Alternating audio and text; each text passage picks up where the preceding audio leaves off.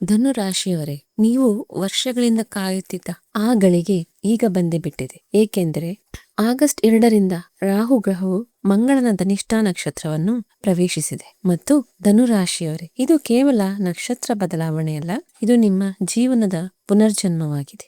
ಏಕೆಂದರೆ ಧನುರಾಶಿಯವರೇ, ರಾಹು ಗ್ರಹವು ಪ್ರಸ್ತುತ ನಿಮ್ಮ ಕುಂಡಲಿಯ 3ನೇ ಮನೆಯಲ್ಲಿ ಗೋಚರಿಸುತ್ತಿದೆ. ಇದು ಪರಾಕ್ರಮ, ಪ್ರಯತ್ನಗಳು, ಕಿರಿಯ ಸಹೋದರ ಸಹೋದರಿಯರು ಮತ್ತು ಆನ್ಲೈನ್ ಕೆಲಸಗಳ ಭಾವವಾಗಿದೆ. ಮತ್ತು ಸೇನಾಪತಿ ಮಂಗಳನ ಬೆಂಬಲ ರಾಹುವಿಗೆ ಸಿಕ್ಕಾಗ ಇಲ್ಲಿಯವರೆಗೆ ವ್ಯರ್ಥವಾಗುತ್ತಿದೆ ಎಂದು ಅನಿಸುತ್ತಿದ್ದ ನಿಮ್ಮ ಅದೇ ಕಠಿಣ ಶ್ರಮವು ಈಗ ನಿಮ್ಮನ್ನು ಇದ್ದಕ್ಕಿದ್ದಂತೆ ಯಶಸ್ಸಿನ ಉತ್ತುಂಗಕ್ಕೆ ಕೊಂಡೊಯ್ಯಲಿದೆ. ನಿಮ್ಮ ಶ್ರಮದ ಕೀರ್ತಿಯನ್ನು ಕಸಿದುಕೊಂಡವರು, ನೀವು ಸುಮ್ಮನಿರುವುದನ್ನು ನೋಡಿ ನಿಮ್ಮನ್ನು ದುರ್ಬಲರೆಂದು ತಿಳಿದವರ ಕಾಲ ಕೆಳಗಿನ ನೆಲ ಈಗ ಜಾರಲಿದೆ. ಶತ್ರುಗಳು ನಡುಗುತ್ತಾರೆ, ಏಕೆಂದರೆ ನಿನ್ನೆಯವರೆಗೆ ಇದ್ದ ಅದೇ ಧನುರಾಶಿಯವರಾಗಿ ನೀವು ಈಗ ಇರುವುದಿಲ್ಲ. ಹೇಳುತ್ತಾರಲ್ಲ, ಕಳ್ಳನಿಗೆ ಪೊಲೀಸರ ಬೆಂಬಲ ಸಿಕ್ಕರೆ ಕಳ್ಳನು ತುಂಬಾ ಅಪಾಯಕಾರಿಯಾಗುತ್ತಾನೆ. ಹಾಗೆಯೇ ಇಲ್ಲಿ ರಾಹುವಿನ ಮಾಯಾವಿ ಶಕ್ತಿಗೆ ಮಂಗಳನ ಪರಾಕ್ರಮ ಶಕ್ತಿ ಸಿಕ್ಕಿದೆ. ಮತ್ತು ಧನುರಾಶಿಯವರೇ, ಸೃಷ್ಟಿಯಾಗಿರುವ ಈ ಸಂಯೋಜನೆಯು ಯಾರನ್ನೂ ಸುಮ್ಮನೆ ಬಿಡುವುದಿಲ್ಲ. ಹಾಗಾದರೆ ಧನುರಾಶಿಯವರ ಜೀವನದಲ್ಲಿ ಈ ಪುನರ್ಜನ್ಮ ಹೇಗೆ ಆಗುತ್ತದೆ? ಯಾವ ಜನರಿಗೆ ಹೆಚ್ಚು ಲಾಭ ಸಿಗುತ್ತದೆ? ಮತ್ತು ನಿಮ್ಮ ಕುಂಡಲಿಯಲ್ಲಿ ರಾಹು ಹೇಗೆ ಕುಳಿತಿದ್ದರೂ ನಿಮಗೆ ಕೇವಲ ಶುಭ ಫಲಗಳನ್ನು ನೀಡುವ ಆ ಮಹಾ ಪರಿಹಾರ ಯಾವುದು? ಇವೆಲ್ಲವನ್ನೂ ತಿಳಿಯಲು ಈ ವಿಡಿಯೋವನ್ನು ಕೊನೆಯವರೆಗೂ ಖಂಡಿತವಾಗಿ ನೋಡಿ. ಏಕೆಂದರೆ ಇಂದಿನ ಈ ಮಾಹಿತಿಯು ನಿಮ್ಮ ಜೀವನವನ್ನು ಬದಲಾಯಿಸಲಿದೆ. ಧನಿಷ್ಠಾ ನಕ್ಷತ್ರದ ಅಧಿಪತಿ ಮಂಗಳ. ಇದು ಶೌರ್ಯ, ಧೈರ್ಯ ಮತ್ತು ಆಕ್ರಮಣಶೀಲತೆ ಸಂಕೇತವಾಗಿದೆ. ಈ ನಕ್ಷತ್ರದ ದೇವತೆ ಅಷ್ಟವಸು. ಇವರನ್ನು ಬ್ರಹ್ಮಾಂಡದ 8 ರೀತಿಯ ಐಶ್ವರ್ಯ ಮತ್ತು ಸಂಪತ್ತಿನ ಒಡೆಯರು ಎಂದು ಪರಿಗಣಿಸಲಾಗುತ್ತದೆ. ಮತ್ತು ಇದರ ಸಂಕೇತವು ಭಗವಾನ್ ಶಿವಡಮರುಗ ಆಗಿದೆ. ರಾಹು ಒಂದು ವಾಯುವ್ಯ ಗ್ರಹ. ಅದು ಮಂಗಳನ ನಕ್ಷತ್ರವನ್ನು ಪ್ರವೇಶಿಸಿದಾಗ ಅದು ತನ್ನ ಸ್ವಾಭಾವಿಕ ಭಯವನ್ನು ಬಿಟ್ಟು ಮಂಗಳನ ನಿರ್ಭಯತೆ ಮತ್ತು ಶಕ್ತಿಯನ್ನು ಅಳವಡಿಸಿಕೊಳ್ಳುತ್ತದೆ. ನಿಮ್ಮ 3ನೇ ಮನೆಯಲ್ಲಿ ಅಂದರೆ ಪರಾಕ್ರಮ ಭಾವದಲ್ಲಿ ಕುಳಿತು ರಾಹು ನಿಮ್ಮೊಳಗೆ ಎಂತಹ ಶಕ್ತಿಯನ್ನು ತುಂಬುತ್ತಾನೆಂದರೆ, ನೀವು ಯೋಚಿಸುವಲ್ಲಿ ಸಮಯ ವ್ಯರ್ಥ ಮಾಡುವ ಬದಲು ನೇರವಾಗಿ ಕಾರ್ಯಪ್ರವೃತ್ತರಾಗುತ್ತೀರಿ. ಕಳೆದ ಸ್ವಲ್ಪ ಸಮಯದಿಂದ ಸ್ಥಗಿತಗೊಂಡಿದ್ದ ನಿಮ್ಮ ನಿರ್ಧಾರ ತೆಗೆದುಕೊಳ್ಳುವ ಸಾಮರ್ಥ್ಯವು ಈಗ ತುಂಬಾ ತೀಕ್ಷ್ಣವಾಗುತ್ತದೆ. ಕಲಿಯುಗದಲ್ಲಿ ಭೌತಿಕತೆ ಮತ್ತು ಆಸೆಗಳನ್ನು ಪ್ರತಿನಿಧಿಸುವವನು ರಾಹು. ಭಗವಾನ್ ಶಿವನ ಡಮರು ಇರುವ ಈ ಧನಿಷ್ಠಾ ನಕ್ಷತ್ರಕ್ಕೆ ರಾಹುವಿನ ಪ್ರವೇಶವು ನಿಮ್ಮ ಭೌತಿಕ ಮತ್ತು ಆರ್ಥಿಕ ಬೆಳವಣಿಗೆಯ ಸ್ಪಷ್ಟ ಸಂಕೇತವಾಗಿದೆ. ವೃತ್ತಿ ಮತ್ತು ವ್ಯವಹಾರದ ದೃಷ್ಟಿಕೋನದಿಂದ ಈ ಸಮಯವು ಅತ್ಯಂತ ನಿರ್ಣಾಯಕವಾಗಿದೆ. 3ನೇ ಮನೆಯಲ್ಲಿ ಕುಳಿತು ರಾಹು ಪರಾಕ್ರಮ, ಸಂವಹನ ಮತ್ತು ಧೈರ್ಯವನ್ನು ಹಲವು ಪಟ್ಟು ಹೆಚ್ಚಿಸುತ್ತಾನೆ. ನೀವು ಐಟಿ, ಸಾಫ್ಟ್ವೇರ್, ಮಾಧ್ಯಮ, ಆನ್ಲೈನ್ ವ್ಯಾಪಾರ ಅಥವಾ ಯಾವುದೇ ಡಿಜಿಟಲ್ ಪ್ಲಾಟ್ಫಾರ್ಮ್ಗೆ ಸಂಬಂಧಿಸಿದ್ದರೆ ನಿಮ್ಮ ಮಾತು ಮತ್ತು ಪ್ರಸ್ತುತಿಯಲ್ಲಿ ವಿಶೇಷ ಆಕರ್ಷಣೆ ಬರುತ್ತದೆ. ನೀವು ಹೂಡಿಕೆದಾರರ ಮುಂದೆ ಯಾವುದೇ ಪ್ರಸ್ತಾಪ ಮಾಡುತ್ತಿದ್ದರೆ ಅಥವಾ ಯಾವುದೇ ಕ್ಲೈಂಟ್ನೊಂದಿಗೆ ಮೀಟಿಂಗ್ ಮಾಡುತ್ತಿದ್ದರೆ ನಿಮ್ಮ ಪ್ರಸ್ತಾಪವನ್ನು ತಿರಸ್ಕರಿಸುವುದು ಅವರಿಗೆ ಬಹುತೇಕ ಅಸಾಧ್ಯವಾಗುತ್ತದೆ. ನೀವು ನೈಸರ್ಗಿಕ ಬೆಳವಣಿಗೆಗೆ ಕಾಯುವುದಿಲ್ಲ, ಬದಲಿಗೆ ನಿಮ್ಮ ಕ್ಷೇತ್ರದಲ್ಲಿ ಶತ್ರುತ್ವದಿಂದ ಸ್ವಾಧೀನಪಡಿಸಿಕೊಳ್ಳುವ ಮನಸ್ಥಿತಿಯೂ ನಿಮ್ಮೊಳಗೆ ಬೆಳೆಯುತ್ತದೆ. ನಿಮ್ಮ ಗೋಚಾರ ಕುಂಡಲಿಯಲ್ಲಿ ರಾಹುವಿನ 5ನೇ ದೃಷ್ಟಿ 7ನೇ ಮನೆಯ ಮೇಲೆ ಅಂದರೆ ಮಿಥುನ ರಾಶಿಯ ಮೇಲೆ ಬೀಳುತ್ತಿದೆ. ಅಲ್ಲಿ ಪ್ರಸ್ತುತ ಮಂಗಳನೇ ಸ್ವತಃ ಕುಳಿತಿದ್ದಾನೆ. ಇದು ರಾಹು ತನ್ನ ನಕ್ಷಾಧಿಪತಿಯನ್ನು ನೇರವಾಗಿ ನೋಡುತ್ತಿರುವುದಾಗಿದೆ. ವ್ಯಾಪಾರ, ಪಾಲುದಾರಿಕೆ ಮತ್ತು ಹೊಸ ಕ್ಲೈಂಟ್ಗಳ ಈ 7ನೇ ಮನೆಯ ಮೇಲಿನ ಈ ಪ್ರಭಾವದಿಂದಾಗಿ ಎಲ್ಲಾ ಗೊಂದಲಗಳು ದೂರವಾಗುತ್ತವೆ. ಸರಕುಗಳು ಮಾರಾಟವಾಗುತ್ತಿಲ್ಲ ಅಥವಾ ಹೊಸ ಕ್ಲೈಂಟ್ಗಳು ಬರುತ್ತಿಲ್ಲ ಎಂದು ದೀರ್ಘಕಾಲದಿಂದ ಹೆಣಗಾಡುತ್ತಿದ್ದ ವ್ಯಾಪಾರಿಗಳು ತಮ್ಮ ದೈನಂದಿನ ಆದಾಯದಲ್ಲಿ ಇದ್ದಕ್ಕಿದ್ದಂತೆ ಏರಿಕೆಯನ್ನು ಕಾಣುತ್ತಾರೆ. ನೀವು ಸಾಂಪ್ರದಾಯಿಕ ವಿಧಾನಗಳನ್ನು ಬಿಟ್ಟು ಕೆಲವು ಹೊಸ ಮತ್ತು ವಿಭಿನ್ನವಾದ ಆಲೋಚನೆಗಳೊಂದಿಗೆ ಮಾರುಕಟ್ಟೆಯಲ್ಲಿ ನಿಮ್ಮ ಬಲವಾದ ಸ್ಥಾನವನ್ನು ರೂಪಿಸಿಕೊಳ್ಳುವಿರಿ. ಆರ್ಥಿಕ ದೃಷ್ಟಿಕೋನದಿಂದ ನೋಡಿದರೆ ಧನಿಷ್ಠ ಎಂದರೆ ಸಂಪತ್ತು ಎಂದೇ ಅರ್ಥ. ಧನು ಲಗ್ನದವರಿಗೆ ಮಂಗಳ 5ನೇ ಮನೆ 12ನೇ ಮನೆಯ ಅಧಿಪತಿಯಾಗಿದ್ದಾನೆ. 5ನೇ ಮನೆಯು ಬುದ್ಧಿವಂತಿಕೆ, ಪ್ರತಿಭೆ ಮತ್ತು ಊಹಾಪೋಹಗಳಾಗಿದ್ದೆ. ರಾಹು ಮಂಗಳನ ನಕ್ಷತ್ರಕ್ಕೆ ಪ್ರವೇಶಿಸುವುದರೊಂದಿಗೆ ನಿಮ್ಮ ವಿಶ್ಲೇಷಣಾತ್ಮಕ ಸಾಮರ್ಥ್ಯವು ಉತ್ತುಂಗದಲ್ಲಿರುತ್ತದೆ. ನೀವು ಷೇರು ಮಾರುಕಟ್ಟೆ, ಸ್ಟಾರ್ಟ್ ಟ್ರೇಡಿಂಗ್ ಅಥವಾ ಕ್ರಿಪ್ಟೋ ಕರೆನ್ಸಿಯಲ್ಲಿ ಹೂಡಿಕೆ ಮಾಡಿದರೆ ನೀವು ಲೆಕ್ಕಾಚಾರದ ಅಪಾಯವನ್ನು ತೆಗೆದುಕೊಳ್ಳುತ್ತೀರಿ. ಈ ಸಮಯವು ನಿಮಗೆ ಇದ್ದಕ್ಕಿದ್ದಂತೆ ನಗದು ಹಣ ಮತ್ತು ದೊಡ್ಡ ಲಾಭವನ್ನು ನೀಡಬಹುದು. ಆದಾಗ್ಯೂ ಯಾವುದೇ ದೊಡ್ಡ ಆರ್ಥಿಕ ನಿರ್ಧಾರವನ್ನು ನಿಮ್ಮ ಹಣಕಾಸು ಸಲಹೆಗಾರರ ಸಲಹೆಯಂತೆ ತೆಗೆದುಕೊಳ್ಳುವುದು ಯಾವಾಗಲೂ ಸುರಕ್ಷಿತವಾಗಿರುತ್ತದೆ. 12ನೇ ಮನೆಯು ವಿದೇಶ, ಬಹುರಾಷ್ಟ್ರೀಯ ಕಂಪನಿಗಳು, ರಫ್ತು ಆಮದು ಮತ್ತು ಹೂಡಿಕೆಗಳ ಮನೆಯಾಗಿದೆ. 12ನೇ ಮನೆಯ ಅಧಿಪತಿ ಮಂಗಳನಾಗಿರುವುದರಿಂದ ಮತ್ತು ಮಂಗಳನು ಭೂಮಿಯ ಅಂದರೆ ರಿಯಲ್ ಎಸ್ಟೇಟ್ನ ಕಾರಕನೂ ಆಗಿರುವುದರಿಂದ ವಿದೇಶದಲ್ಲಿರುವ ಅಥವಾ ವೀಸಕ್ಕಾಗಿ ಕಾಯುತ್ತಿರುವ ಅಥವಾ ಆಸ್ತಿ ವಹಿವಾಟಿನಲ್ಲಿ ಇರುವ ಜನರಿಗೆ ಮುಚ್ಚಿದ್ದ ಬಾಗಿಲುಗಳು ತೆರೆಯುವ ಸಮಯವಿದು. ಭಾರೀ ಪ್ರಮಾಣದಲ್ಲಿ ಲಾಭವನ್ನು ಗಳಿಸುವ ಯೋಗ ಸ್ಪಷ್ಟವಾಗಿ ಗೋಚರಿಸುತ್ತಿದೆ. ಇದರ ಜೊತೆಗೆ 10ನೇ ಮನೆಯಲ್ಲಿ 6ನೇ ಮನೆಯ ಅಧಿಪತಿ ಶುಕ್ರನ ಉಪಸ್ಥಿತಿಯು ನಿಮ್ಮ ಹೆಚ್ಚಿದ ಆದಾಯವು ದೀರ್ಘಕಾಲದಿಂದ ನಿಮ್ಮ ಚಿಂತೆಗೆ ಕಾರಣವಾಗಿರುವ ಹಳೆಯ ಮತ್ತು ನಿರಾಶಾದಾಯಕ ಸಾಲಗಳಿಂದ ನಿಮಗೆ ಮುಕ್ತಿ ನೀಡುತ್ತದೆ ಎಂಬುದನ್ನು ತೋರಿಸುತ್ತದೆ. ನಾವು ಈ ಗೋಚಾರದ ಸಮಯವನ್ನು ಸೂಕ್ಷ್ಮವಾಗಿ ಅರ್ಥ ಮಾಡಿಕೊಂಡರೆ ಆಗಸ್ಟ್ 2ರಿಂದ ಅಕ್ಟೋಬರ್ 6ರ ನಡುವೆ ರಾಹು ಧನಿಷ್ಠಾದ 4ನೇ ಪಾದದಲ್ಲಿರುತ್ತಾನೆ. ಇದರ ಮೇಲೆ ಮಂಗಳನ ಪ್ರಭಾವವು ಅತ್ಯಂತ ಆಳವಾಗಿರುತ್ತದೆ. ಈ 2 ತಿಂಗಳುಗಳಲ್ಲಿ ನಿಮ್ಮ ಶಕ್ತಿ, ಏಕಾಗ್ರತೆ ಮತ್ತು ನಿಮ್ಮ ಧೈರ್ಯವು ಅದ್ಭುತವಾಗಿರುತ್ತದೆ.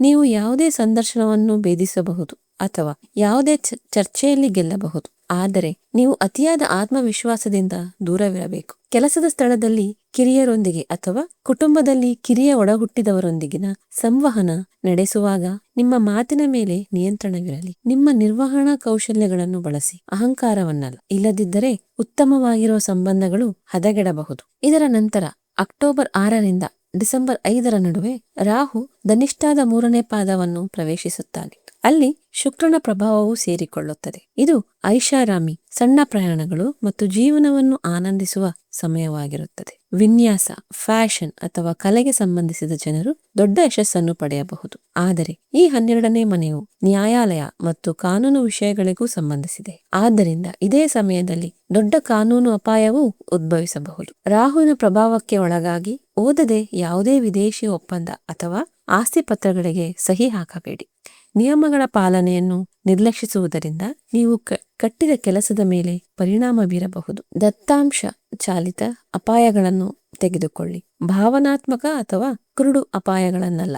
ವೈಯಕ್ತಿಕ ಜೀವನ ಮತ್ತು ಸಂಬಂಧಗಳ ಬಗ್ಗೆ ಮಾತನಾಡುವುದಾದರೆ ಕಳೆದ ಸ್ವಲ್ಪ ಸಮಯದಿಂದ ನೀವು ದೊಡ್ಡ ಅಪನಂಬಿಕೆ ಮತ್ತು ಶೂನ್ಯತೆಯನ್ನು ಅನುಭವಿಸುತ್ತಿದ್ದೀರಿ. ಸರಿಯಾದ ವ್ಯಕ್ತಿಯೊಂದಿಗೆ ಮಾತನಾಡಲು ಸಾಧ್ಯವಾಗದಿರುವುದು ಅಥವಾ ಉತ್ತಮವಾಗಿರುವ ಸಂಬಂಧಗಳು ಮುರಿದು ಬೀಳುವುದು ಇವೆಲ್ಲವೂ ರಾಹುವಿನ ಹಿಂದಿನ ಗೋಚಾರದ ಪ್ರಭಾವವಾಗಿತ್ತು. ಧನಿಷ್ಠ ನಕ್ಷತ್ರದ ರಾಹು ಈಗ ಆ ಮುರಿದ ನಂಬಿಕೆಯನ್ನು ಸರಿಪಡಿಸುತ್ತಾನೆ. 7ನೇ ಮನೆಯ ಮೇಲಿನ ರಾಹುವಿನ ದೃಷ್ಟಿಯು ಯಾವುದಾದರೂ ಸಂಬಂಧವು ತಪ್ಪು ತಿಳುವಳಿಕೆಯಿಂದ ಮುರಿದು ಬಿದ್ದಿದ್ದರೆ ಅದು ಮತ್ತೆ ಸೇರುವ ಸಾಧ್ಯತೆ ಇರುತ್ತದೆ ಮತ್ತು ಈ ಬಾರಿ ಅಡಿಪಾಯವು ಮೊದಲಿಗಿಂತ ಹೆಚ್ಚು ಬಲವಾಗಿರುತ್ತದೆ ಎಂದು ತೋರಿಸುತ್ತದೆ. ಒಂಟಿಯಾಗಿರುವ ಜನರಿಗೆ ಹೊಸ ಸಂಬಂಧಗಳನ್ನು ಪ್ರಾರಂಭಿಸಲು ಇದು ಸಮಯವಾಗಿದೆ. ಆದರೆ ವಿವಾಹಿತರ ಜೀವನದಲ್ಲಿ ನಡೆಯುತ್ತಿರುವ ಒತ್ತಡವು ಕಡಿಮೆಯಾಗುತ್ತದೆ. ನೀವು ಭಾವನೆಗಳಿಗಿಂತ ಹೆಚ್ಚಾಗಿ ತಾರ್ಕಿಕತೆಯಿಂದ ಪರಸ್ಪರ ಅರ್ಥ ಮಾಡಿಕೊಳ್ಳಲು ಸಾಧ್ಯವಾಗುತ್ತದೆ. ಕುಟುಂಬದ ವಿಷಯದಲ್ಲಿ ರಾಹುವಿನ 7ನೇ ದೃಷ್ಟಿ ನಿಮ್ಮ 9ನೇ ಮನೆಯ ಮೇಲೆ ಬೀಳುತ್ತಿದೆ. ಇದರರ್ಥ ನಿಮ್ಮ ತಂದೆ ಅಥವಾ ಯಾವುದೇ ಮಾರ್ಗದರ್ಶಕರಿಂದ ನೀವು ಬಲವಾದ ಬೆಂಬಲವನ್ನು ಪಡೆಯುತ್ತೀರಿ. ಅದು ನಿಮ್ಮ ಸ್ಥಗಿತಗೊಂಡ ಕೆಲಸಗಳಿಗೆ ವೇಗವನ್ನು ನೀಡುತ್ತದೆ. ದೂರದ ಪ್ರಯಾಣಗಳು ಮತ್ತು ವಿದೇಶಿ ಪ್ರಯಾಣಗಳು ನಿಮ್ಮ ಅದೃಷ್ಟವನ್ನು ಸಕ್ರಿಯಗೊಳಿಸುತ್ತದೆ. ಈ ಗೋಚಾರವು ಜೀವನದ ಪ್ರತಿಯೊಂದು ಹಂತದಲ್ಲೂ ವಿಭಿನ್ನ ಸಕಾರಾತ್ಮಕ ಪರಿಣಾಮಗಳನ್ನು ತರುತ್ತದೆ. ಸ್ಪರ್ಧಾತ್ಮಕ ಪರೀಕ್ಷೆಗಳಿಗೆ, ವಿಶೇಷವಾಗಿ ರಕ್ಷಣೆ, ವೈದ್ಯಕೀಯ ಅಥವಾ ಎಂಜಿನಿಯರಿಂಗ್ಗೆ ತಯಾರಿ ನಡೆಸುತ್ತಿರುವ ವಿದ್ಯಾರ್ಥಿಗಳಿಗೆ ಇದು ಯಶಸ್ಸಿನ ಬಾಗಿಲುಗಳನ್ನು ತೆರೆಯುತ್ತಿದೆ. ನಿಮ್ಮ ಆಲೋಚನಾ ಸಾಮರ್ಥ್ಯವು ತುಂಬಾ ಚುರುಕಾಗುತ್ತದೆ.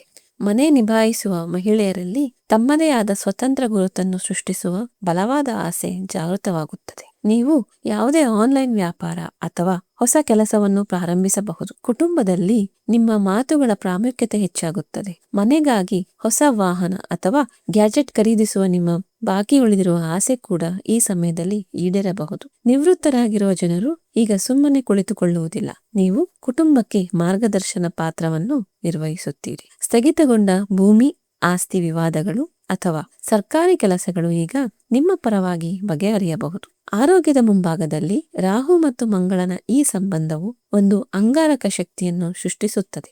ಈ ಶಕ್ತಿಯು ದೇಹದ ರಕ್ತ ಮತ್ತು ಆಲೋಚನೆಗಳಿಗೆ ಶಾಖವನ್ನು ತರಬಹುದು. ಇದರ ಪರಿಣಾಮವು ಮಾನಸಿಕ ಒತ್ತಡ, ರಕ್ತದೊತ್ತಡ ಅಥವಾ ನಿದ್ರಾಹೀನತೆಯ ರೂಪದಲ್ಲಿ ಕಂಡುಬರಬಹುದು.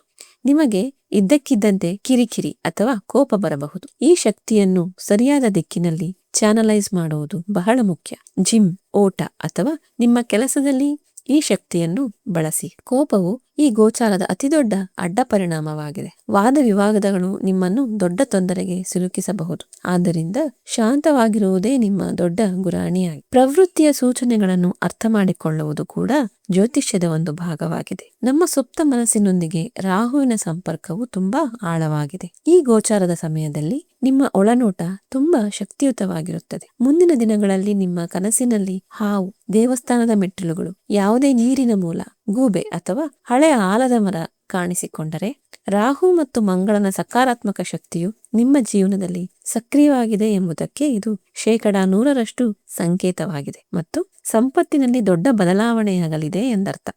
ಆದಾಗ್ಯೂ ಗೋಚಾರವು ಯಾವಾಗಲೂ ದ್ವಿತೀಯಕವಾಗಿರುತ್ತದೆ ಎಂಬುದನ್ನು ನೆನಪಿಟ್ಟುಕೊಳ್ಳುವುದು ಬಹಳ ಮುಖ್ಯ. ನಿಮ್ಮ ಜೀವನದಲ್ಲಿ ಪ್ರಮುಖ ಘಟನೆಗಳು ಈ ಸಮಯದಲ್ಲಿ ನಿಮ್ಮ ವೈಯಕ್ತಿಕ ಜನ್ಮಕುಂಡಳಿಯಲ್ಲಿ ಯಾವ ಮಹಾದಶೆ ಮತ್ತು ಅಂತರ್ದಶೆ ನಡೆಯುತ್ತಿದೆ ಎಂಬುದರ ಮೇಲೆ ಅವಲಂಬಿತವಾಗಿರುತ್ತದೆ. ನಿಮ್ಮ ಜನ್ಮಕುಂಡಲಿಯಲ್ಲಿ ಮಂಗಳನು 8ನೇ ಮನೆಯಲ್ಲಿ ಕುಳಿತಿದ್ದರೆ ದೈಹಿಕ ಕಷ್ಟದ ಸಾಧ್ಯತೆ ಇರಬಹುದು. ಮಂಗಳನು 12ನೇ ಮನೆಯಲ್ಲಿದ್ದರೆ ಹಣದ ನಷ್ಟದ ಪರಿಸ್ಥಿತಿ ಉದ್ಭವಿಸಬಹುದು. ಆದ್ದರಿಂದ ಕೆಲಸವನ್ನು ತೊರೆಯುವ ಅಥವಾ ದೊಡ್ಡ ಹೂಡಿಕೆ ಮಾಡುವಂತಹ ಯಾವುದೇ ದೊಡ್ಡ ನಿರ್ಧಾರವನ್ನು ಕೇವಲ ಗೋಚಾರವನ್ನು ಕೇಳಿ ತೆಗೆದುಕೊಳ್ಳಬೇಡಿ. ನಿಮ್ಮ ಜನ್ಮಕುಂಡಲಿಯ ವೈಯಕ್ತಿಕ ವಿಶ್ಲೇಷಣೆಯನ್ನು ಮಾಡಿಸಿದ ನಂತರವೇ ಮುಂದುವರಿಯಿರಿ. ಈ ಗೋಚಾರದ ಶಕ್ತಿಯನ್ನು ಸಕಾರಾತ್ಮಕವಾಗಿ ಮತ್ತು ಶಾಂತವಾಗಿರಿಸಲು ಕೆಲವು ಸರಳ ನಿಯಮಗಳನ್ನು ಪಾಲಿಸುವುದು ಪ್ರಯೋಜನಕಾರಿಯಾಗಿದೆ. ಧನಿಷ್ಠ ನಕ್ಷತ್ರದ ಸಂಕೇತವು ಡಮರು. ಆದ್ದರಿಂದ ನಿಮ್ಮ ಮನೆಯ ಪೂಜಾ ಸ್ಥಳದಲ್ಲಿ ಒಂದು ಸಣ್ಣ ಡಮರುವನ್ನು ಇರಿಸಿ ಮತ್ತು ಅದನ್ನು ನಿಯಮಿತವಾಗಿ ಕೆಲವು ಸೆಕೆಂಡುಗಳ ಕಾಲ ಬಾರಿಸಿ. ಇದರ ಧ್ವನಿ ತರಂಗಗಳು ಮನೆಯ ನಕಾರಾತ್ಮಕ ಶಕ್ತಿಯನ್ನು ನಾಶ ಮಾಡುತ್ತವೆ ಮತ್ತು ಮಂಗಳನ ಶುಭ ಶಕ್ತಿಯನ್ನು ಹೆಚ್ಚಿಸುತ್ತವೆ. ಮಂಗಳನ್ನು ನಿಯಂತ್ರಿಸಲು ಪ್ರತಿ ಮಂಗಳವಾರ ಮತ್ತು ಶನಿವಾರದಂದು ಹನುಮಾನ್ ದೇವಸ್ಥಕ್ಕೆ ಭೇಟಿ ನೀಡಿ ಮತ್ತು ಬಜರಂಗ ಬಾಣ ಅಥವಾ ಹನುಮಾನ್ ಚಾಲೀಸವನ್ನು ಪಠಿಸಿ. ನಿಮ್ಮ ಮನೆಯ ವಾಸ್ತು ಬಗ್ಗೆಯೂ ವಿಶೇಷ ಗಮನ ಹರಿಸಿ. ಯಾವುದೇ ತುಕ್ಕು ಹಿಡಿದ ಕಬ್ಬಿಣ, ಹಳೆಯ ಉಪಕರಣಗಳು, ಮುರಿದ ಮೊಬೈಲ್ ಅಥವಾ ದೋಷಯುಕ್ತ ಎಲೆಕ್ಟ್ರಾನಿಕ್ ವಸ್ತುಗಳನ್ನು ಮನೆಯಲ್ಲಿ ಇಡಬೇಡಿ, ಏಕೆಂದರೆ ಇದು ರಾಹುವನ್ನು ನಕಾರಾತ್ಮಕವಾಗಿ ಸಕ್ರಿಯಗೊಳಿಸುತ್ತದೆ. ಶನಿವಾರ ಸಂಜೆ ಹಳೆಯ ಹರಳಿ ಮರದ ಕೆಳಗೆ ಸಾಸಿವೆ ಎಣ್ಣೆಯ ದೀಪವನ್ನು ಹಚ್ಚಿ ಮತ್ತು ಗುರುವಾರ ಬೆಳಿಗ್ಗೆ ಬಾಳೆ ಗಿಡಕ್ಕೆ ನೀರನ್ನು ಅರ್ಪಿಸಿ. ಮಾನಸಿಕ ಒತ್ತಡ ಹೆಚ್ಚಿದರೆ 7 ಬಗೆಯ ಕಾಳುಗಳ ಮಿಶ್ರಣವನ್ನು ನಿಮ್ಮ ತಲೆಯ ಮೇಲಿಂದ 7 ಬಾರಿ ನಿವಾಳಿಸಿ ಪಕ್ಷಿಗಳಿಗೆ ಹಾಕುವುದು ಅತ್ಯಂತ ಪರಿಣಾಮಕಾರಿ ಪರಿಹಾರವಾಗಿದೆ. ಧನು ಲಗ್ನಕ್ಕೆ ಪುಷ್ಯರಾಗ ಧರಿಸುವುದು ಮಂಗಳಕರವಾಗಿದೆ, ಆದರೆ ಕುಂಡಲಿಯನ್ನು ತೋರಿಸದೆ ಯಾವುದೇ ರತ್ನವನ್ನು ಧರಿಸಬೇಡಿ. ಈ ಗೋಚಾರದ ಅವಧಿಯಲ್ಲಿ ಹಳದಿ, ಸಾಸಿವೆ ಬಣ್ಣ ಮತ್ತು ತಿಳಿ ಕೆಂಪು ಬಣ್ಣವು ನಿಮಗೆ ಮಂಗಳಕರವಾಗಿರುತ್ತದೆ. ಗಾಢ ಕೆಂಪು ಬಣ್ಣವನ್ನು ಧರಿಸುವುದನ್ನು ತಪ್ಪಿಸಿ, ಏಕೆಂದರೆ ಅದು ಕೋಪವನ್ನು ಹೆಚ್ಚಿಸುತ್ತದೆ. 3 ಮತ್ತು 9 ಸಂಖ್ಯೆಗಳು ನಿಮ್ಮ ಪರವಾಗಿ ಕಾರ್ಯನಿರ್ವಹಿಸುತ್ತದೆ. ಗುರುವಾರ ಮತ್ತು ಮಂಗಳವಾರ ನಿಮಗೆ ವಿಶೇಷವಾಗಿ ಫಲಪ್ರದಾಯಕವಾಗಿರುತ್ತದೆ ಮತ್ತು ಈಶಾನ್ಯ ದಿಕ್ಕನ್ನು ಪ್ರಮುಖ ಕಾರ್ಯಗಳಿಗೆ ಮಂಗಳಕರವೆಂದು ಪರಿಗಣಿಸಲಾಗುತ್ತದೆ. ಧನುರಾಶಿಯವರೇ, ರಾಹುವಿನ ಈ ಗೋಚರವು ಭಯಪಡುವಂತದ್ದೇನೂ ಅಲ್ಲ. ಬದಲಿಗೆ ಇದು ನಿಮಗೆ ಉತ್ತಮ ಅವಕಾಶವಾಗಿದೆ. ಗ್ರಹಗಳು ನಿಮ್ಮ ಮುಂದೆ ಒಂದು ದಾರಿಯನ್ನು ಹಾಕುತ್ತವೆ, ಆದರೆ ಸರಿಯಾದ ಸಮಯಕ್ಕೆ ಸರಿಯಾದ ನಿರ್ಧಾರವನ್ನು ತೆಗೆದುಕೊಳ್ಳುವುದು ಮತ್ತು ಶ್ರಮಿಸುವುದು ನಿಮ್ಮ ಕೈಯಲ್ಲಿದೆ. ನಿಮ್ಮ ಕೋಪವನ್ನು ನಿಯಂತ್ರಣದಲ್ಲಿಟ್ಟುಕೊಳ್ಳಿ, ತರ್ಕದ ಆಧಾರದ ಮೇಲೆ ನಿರ್ಧಾರಗಳನ್ನು ತೆಗೆದುಕೊಳ್ಳಿ ಮತ್ತು ಸಂಪೂರ್ಣ ಆತ್ಮವಿಶ್ವಾಸದಿಂದ ಮುಂದುವರಿಯಿರಿ. ಈ ಬ್ರಹ್ಮಾಂಡವು ನಿಮಗಾಗಿ ಅತ್ಯಂತ ಸಕಾರಾತ್ಮಕ ಮತ್ತು ವಿಸ್ತಾರವಾದುದನ್ನು ಯೋಚಿಸುತ್ತಿದೆ.